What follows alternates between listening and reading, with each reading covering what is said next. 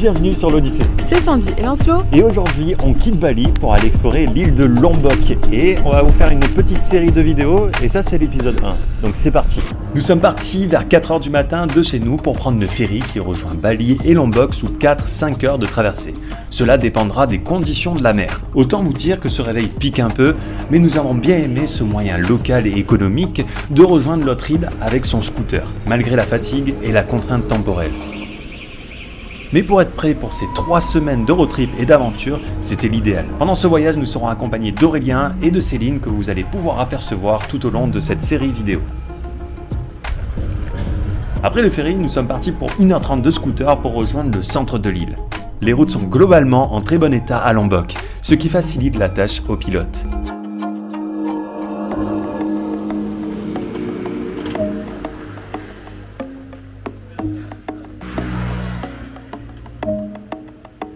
Bon, ça y est, on vient d'arriver au premier stop de notre road trip à Lombok, qui est tout simplement Teteh Batu, qui est l'équivalent un peu de Ubud à Bali, pour ceux qui connaissent. Il y a des rizières à voir, une monkey forest, des cascades, et tout ça, on va vous le montrer dans ce vlog. Mais là, il est actuellement 14h30 et on n'a pas encore mangé, donc on va en profiter pour se ravitailler. Et ensuite, je vais en profiter pour faire du contenu pour l'hôtel, parce que je suis en collaboration avec eux. Et après, demain matin, rendez-vous très tôt pour cette exploration.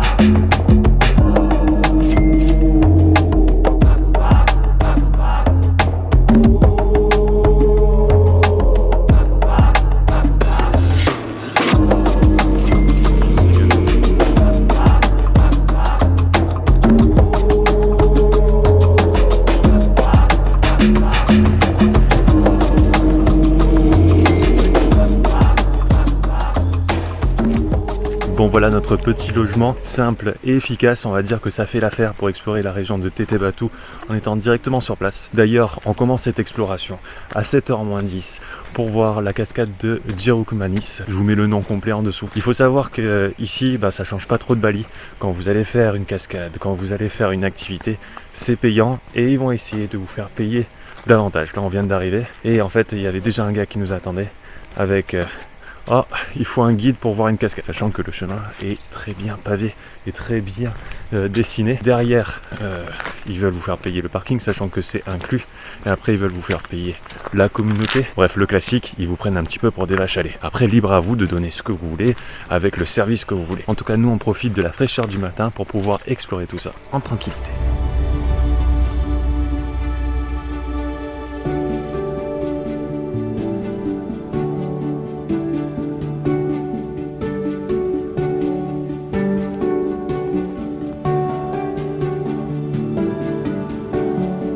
Et après 20-30 minutes de marche, vous allez arriver sur la cascade en question, qui est très mignonne. Après, bon, elle n'est pas très impressionnante. On est quand même assez difficile au niveau des cascades maintenant, après avoir fait l'Islande.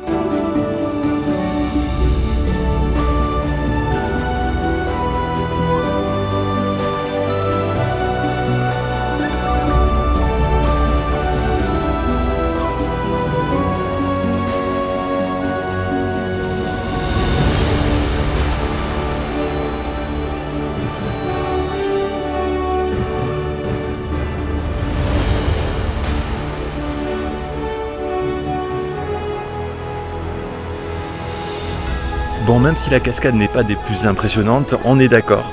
Le chemin pour venir jusqu'ici est quand même très beau et je recommande de le faire le matin parce qu'avec le soleil qui se lève, etc., vous aurez aussi la chance de croiser des singes de couleur noire.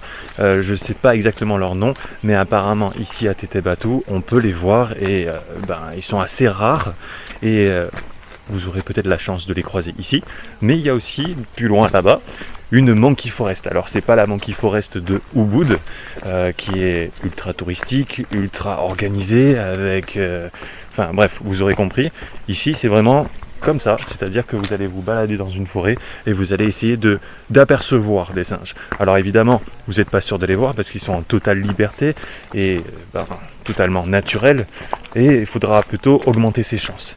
Là, il est 8h, on a un petit déj à prendre il y a une boucle de 2 heures à faire dans cette Monkey Forest. On va peut-être pas le faire aujourd'hui en fonction du temps et on va peut-être le faire demain matin avant le check-out. Comme ça on augmente nos chances de les voir et en plus de ça il fait frais, etc. et on prendra notre temps pour les observer. D'ailleurs je vais profiter du petit déj pour leur demander leurs premières impressions de Lombok. Alors, on en a un peu discuté hier soir donc je les connais déjà, mais c'est juste pour comparer, on va dire, un petit peu à Bali, même si c'est incomparable parce que c'est 2 îles différentes, on est bien d'accord. Mais voilà, eux, ils sont là depuis 2 ans, à Bali à peu près, et nous, ça fait 7 mois. Donc, on est un petit peu chauvin de Bali, mais seulement comparé à elle, qu'est-ce qu'on peut dire? Quelles sont vous voyez la différence notable, sachant qu'on est arrivé hier. Alors ça peut changer avec cette série de vidéos. À la fin, on fera certainement un bilan, mais voilà, c'est juste pour voir. Depuis le ferry, traverser la ville, venir à Tete Batu et aujourd'hui cette première journée, ce qu'on en pense. Je trouve ça rigolo en tout cas.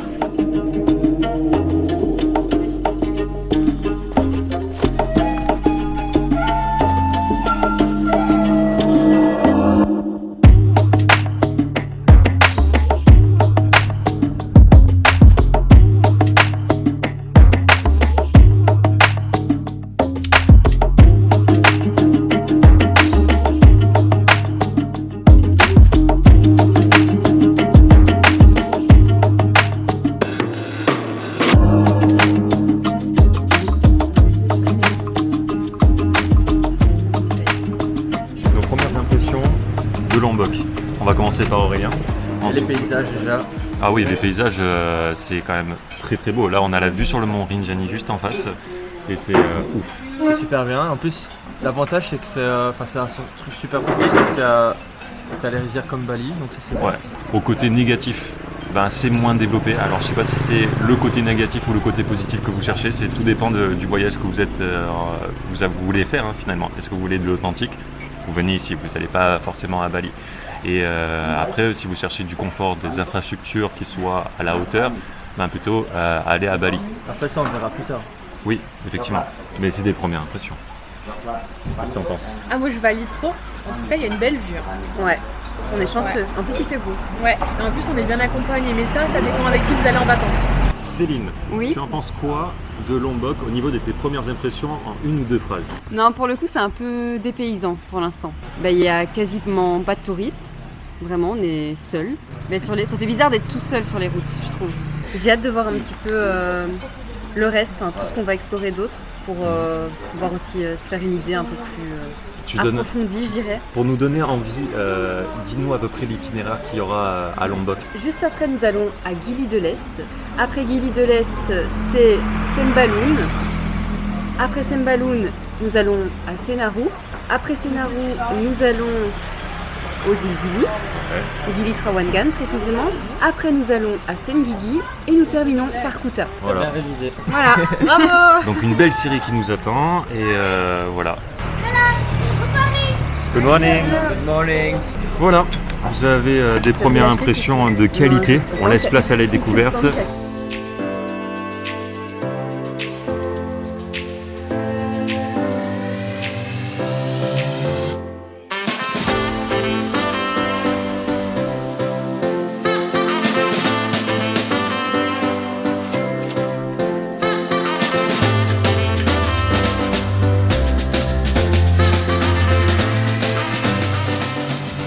Et deuxième jour à Tete Batu et jour de départ aussi. On va en profiter pour faire la Monkey Forest comme prévu. Même si on a eu des retours de voyageurs qu'on a croisés hier après-midi, qu'on avait déjà croisés en Bolivie. Un truc de ouf, c'était trop bien de les recroiser. Et en gros, ils nous ont dit qu'ils étaient à 10h30, donc l'équivalent de ce qu'on pouvait faire hier. Et ils en ont vu plein. Donc on avait peut-être fait une erreur technique en disant qu'il n'y en avait que le matin très tôt. Et il y en a peut-être l'après-midi, donc à prendre en considération si vous restez qu'un seul jour ici, c'est largement possible. Et petit truc aussi à rajouter, très important, c'est que j'ai l'impression qu'en ce moment à Tete Batu, il y a des coupures de courant le soir et l'hôtel ne dispose pas de générateur, donc on a chaud, la chambre est très hermétique et donc humide. Et donc là aussi, le matin tu t'es fait réveiller par un truc. Ah oui, c'est le muezzin, parce qu'il y a plein de mosquées. Il y en a énormément d'ailleurs dans le secteur, dans un petit paramètre, il y en a beaucoup. Ouais, et il faut savoir que Lombok est musulmane, donc du coup, il faut se regarder, je pense, si vous n'avez pas envie d'être réveillé tôt le matin, où est-ce que vous allez loger pour être bien placé. Donc c'est important aussi. Et aussi, n'oubliez pas les boules caisses, ça peut vous permettre quelques heures de sommeil en plus. Bref, je vais mettre des chaussures et on y va.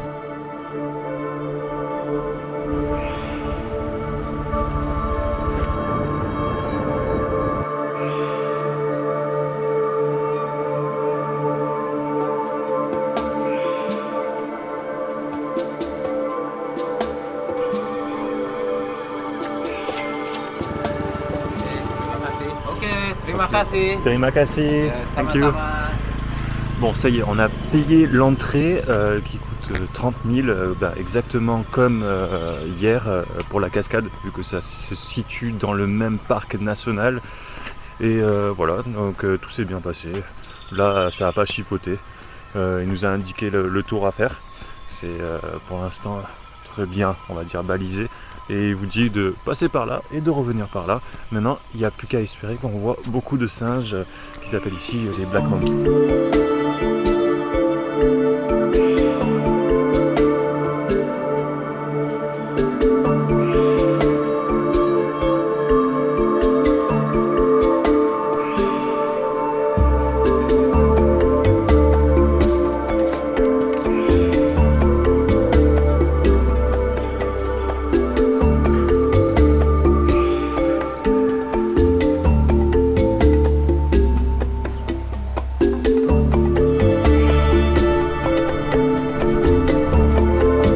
Finalement, fausse alerte, il faut savoir qu'il y a une deuxième espèce de singe ici, il y a les singes gris, des sortes de macaques.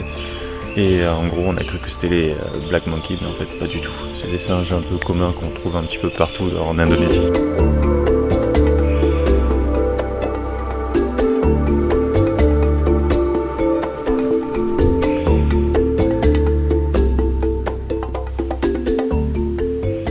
Bon, il semble qu'on a trouvé un arbre avec plein de singes noirs dessus. On va essayer de s'approcher pour vous montrer ça.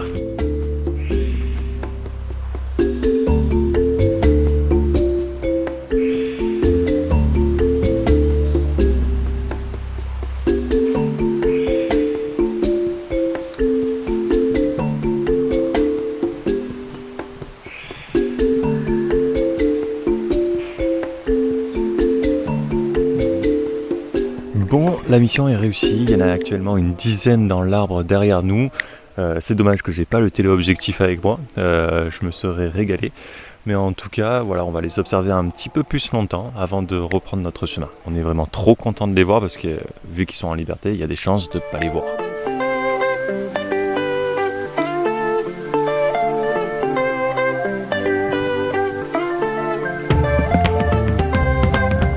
Ça y est, de retour à la guest house. On va prendre le petit déjeuner avant de partir vers notre nouvelle destination. Sandy a très hâte de cette nouvelle destination. Il y a tout ce qu'elle adore. Il fait chaud, il y a du sable, il y a de l'eau de mer.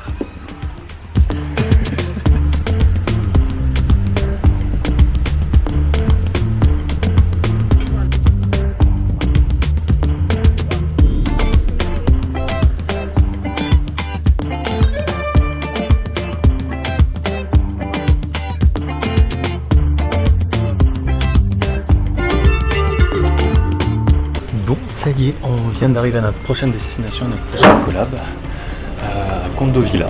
Et voici la chambre supérieure, un truc très local, qui a de l'espace, même si ça reste très basique, c'est exactement ce qu'il nous faut. Avec une table à manger où on peut travailler, une petite télé qui va certainement servir à rien. Et là, hop là, on monte à l'étage, avec un double lit, un autre bureau pour travailler très bien avec une grande baie vitrée sur le jardin et une petite douche tout simple, sans artifice. Voilà, simple et efficace. Voilà, je ne sais pas si vous avez suivi un peu notre histoire de pourquoi on est à Bali, pourquoi on fait des collabs, etc. à répétition. C'est juste qu'on essaye de travailler, d'être digital nomade. Et en fait, on est encore sur nos économies malheureusement, vu que c'est le début. Donc on essaye de faire profiter des petites entreprises local en montrant à travers le marketing, mais en même temps pour nous de faire attention à notre budget. Voilà, bon, maintenant il faut trouver un lieu pour manger parce qu'il est 12h36, il fait chaud. Et j'ai faim. Putain.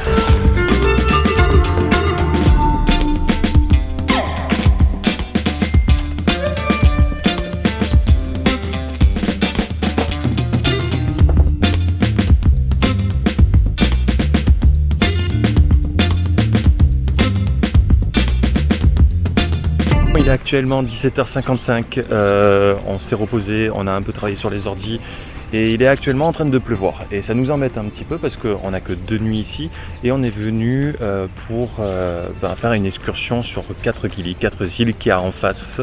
Et s'il pleut comme ça, j'espère que c'est juste un nuage qui passe, c'est pas forcément le top, donc j'espère que c'est éphémère, c'est juste pour rafraîchir un petit peu le temps parce qu'il a fait très chaud par rapport à Tété Bateau où il fait un petit peu plus frais.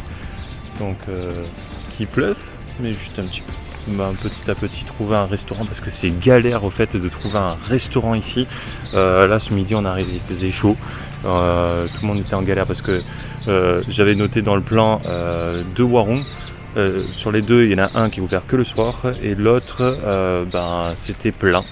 Littéralement, c'est un petit truc local et il n'y avait pas de place. Donc, en tout cas à l'ombre.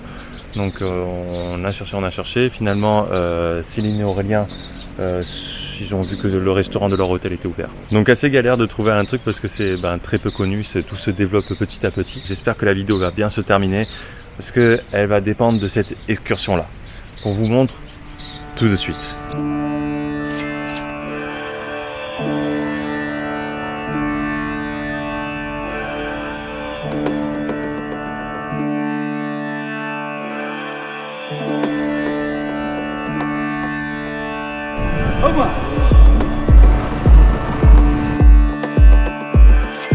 Nous sommes partis le matin pour avoir la mer la plus calme possible et éviter les grosses chaleurs sur cette excursion des 4 Gili de l'Est. Je me suis bien régalé avec notre seule caméra d'action qui ne craint pas l'eau, avant d'arriver à notre premier stop. Un banc de sable perdu au milieu de l'eau. Là, il y avait une marée basse, mais à marée haute, elle doit être encore plus petite.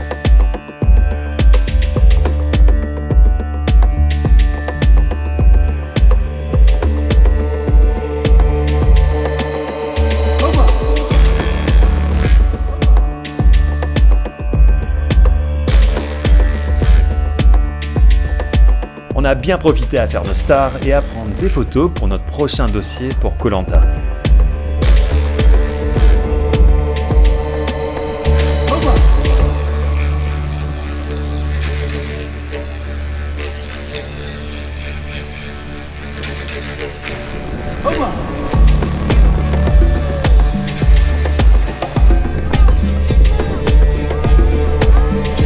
Puis, nous sommes partis à l'eau pour un snorkeling à la rencontre des poissons clowns.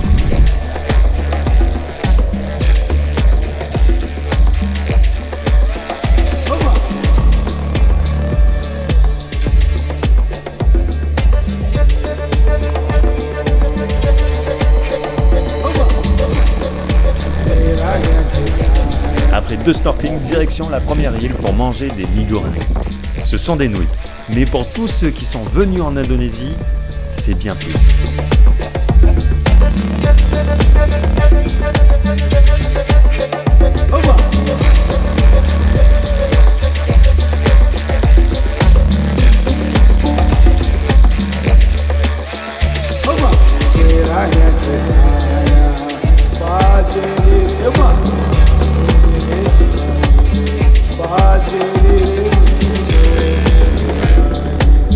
Après, c'était le départ pour voir une île mangrove et la dernière île avant de rentrer. Regardez-moi comment c'est beau.